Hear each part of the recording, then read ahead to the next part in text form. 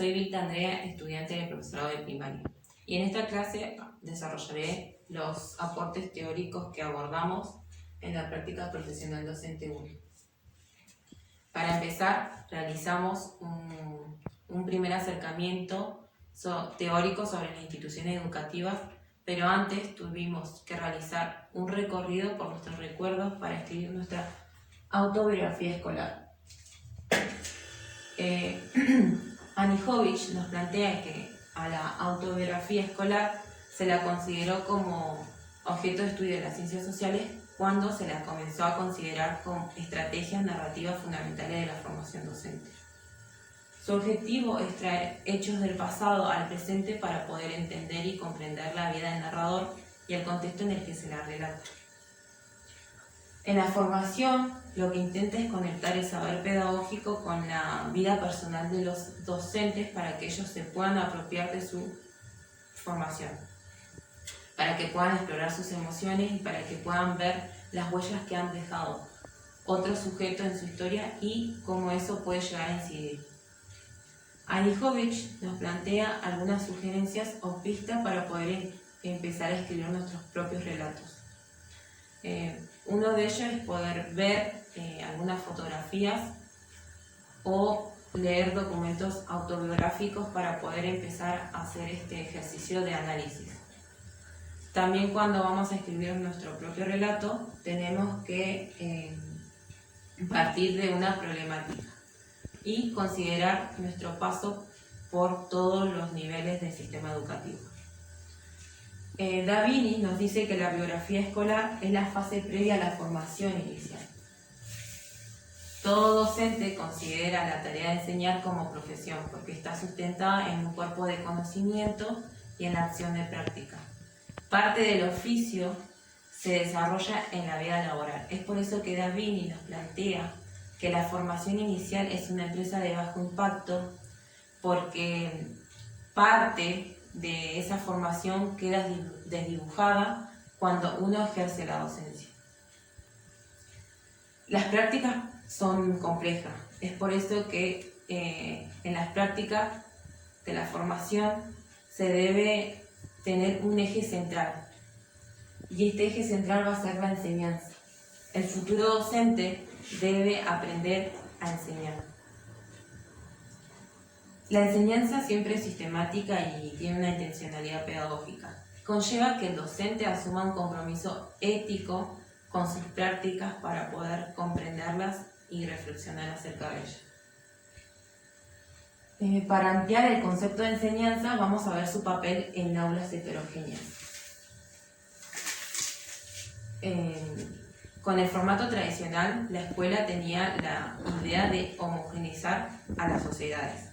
Poco a poco esto fue cambiando y surge un nuevo enfoque que contempla la diversidad. Anijovic nos plantea al respecto que todos pueden aprender y que el docente tiene que reconocer las diferencias y aceptarlas y valorarlas. Tiene que realizar tareas desafiantes para que los estudiantes puedan desarrollar todas sus habilidades.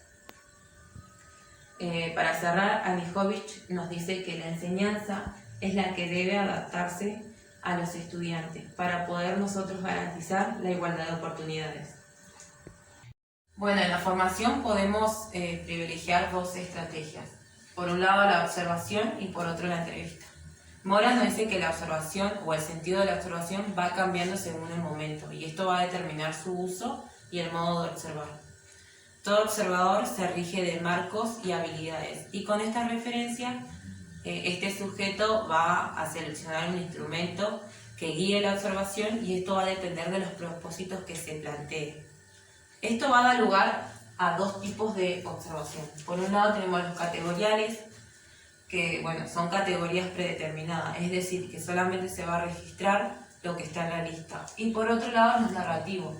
Acá tenemos tres tipos de narración. Pueden ser las notas de campos, que es donde se incluye, se registra observaciones, reflexiones y acciones.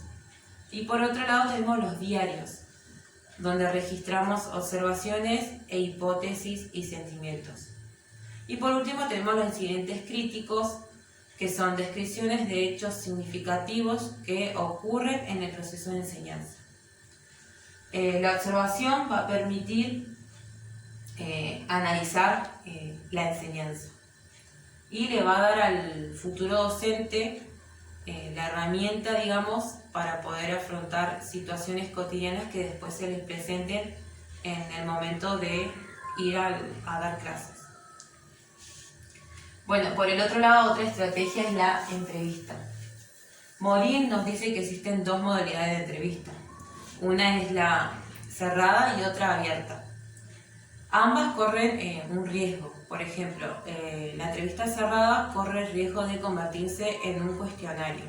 Y la entrevista abierta, su riesgo es, digamos, la incapacidad de interpretación. Según los objetivos o propósitos que se plantee el investigador, va a depender el tipo de entrevista. Existen varios tipos. Uno es la entrevista dirigida, otro es la entrevista semiestructurada, donde se enfocan, digamos, en una temática específica. Después está la entrevista clínica, que son las interpretaciones psicológicas, y por último tenemos las entrevistas antropológicas, donde es una entrevista informal y las preguntas se van formulando según el contexto social.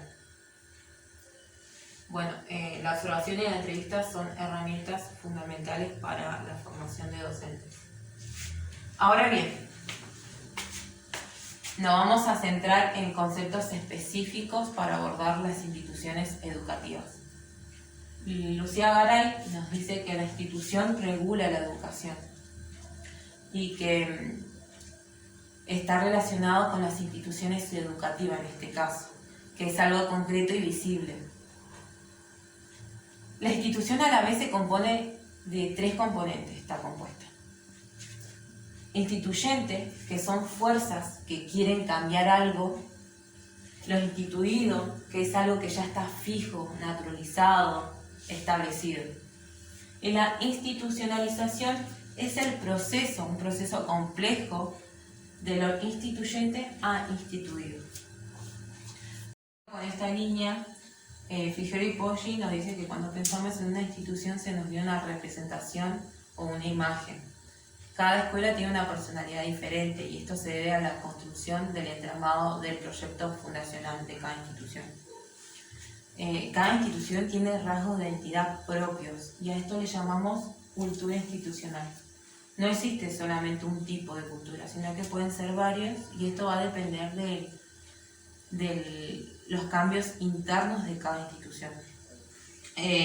Por otro lado, dice que la cultura tiene sustento en un imaginario institucional. Este imaginario es la representación que tiene cada sujeto sobre la institución. Ahora, siguiendo con la institución,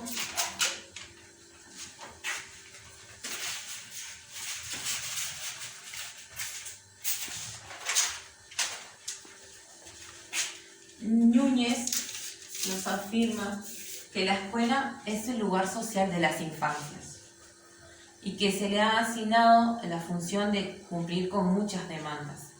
Pero esto no es así, la escuela no puede cumplir con todas esas necesidades.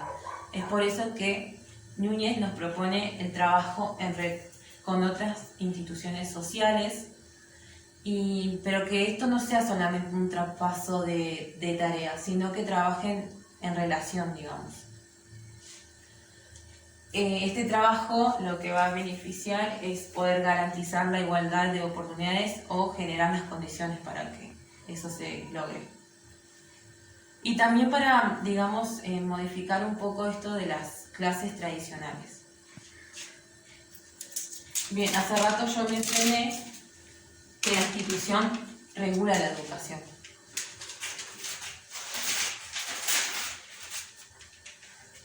Y existen diferentes modos de educación. Tenemos el modo formal, que es cuando es intencional, es obligatorio y se organiza en diferentes niveles. son docentes los que enseñan, digamos, son profesionales. Por otro lado tenemos la educación social, que también es intencional, pero no es obligatoria, sino que opcional. Y esta se da en lugares donde una institución brinde su espacio. Y por último tenemos la educación informal, que el aprendizaje es medio difuso y no tiene una organización tan establecida. Bueno, con esto he realizado un breve recorrido por todos los aportes teóricos que se han trabajado durante el ciclo escolar en la práctica profesional docente 1. Realizamos un acercamiento a las instituciones educativas, también pensamos cómo diseñar la enseñanza en aulas heterogéneas, trabajamos dos estrategias diferentes, que es la observación y la entrevista, sobre base de una investigación. También desarrollamos nuestra propia autobiografía escolar, problematizamos la práctica y la formación docente. Gracias por escucharme.